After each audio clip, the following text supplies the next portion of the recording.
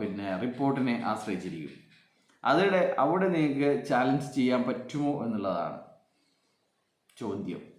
അതുപോലെ തന്നെ മറ്റൊരു കേസാണ് session court.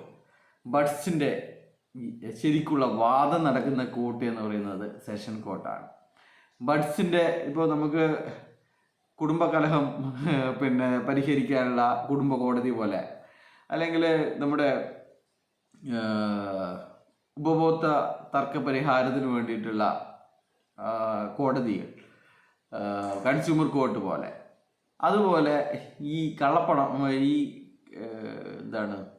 Unregulated deposit scheme, money chain, അതുപോലെ തന്നെ ചിട്ടി, ഈ കുറേ പബ്ലിക്കിനെടുക്കുന്ന പൈസ സമാഹരിക്കുന്ന പരിപാടികളൊക്കെയുള്ള കാര്യങ്ങൾ നമ്മുടെ സമത് ഇരുവട്ടിയുടെ ഭാഷ പറഞ്ഞു കഴിഞ്ഞാൽ മുടിനാരിഴ കീറി പരിശോധിക്കുന്ന സ്ഥലമാണ് ഇത് ബഡ്സ് കോർട്ട്.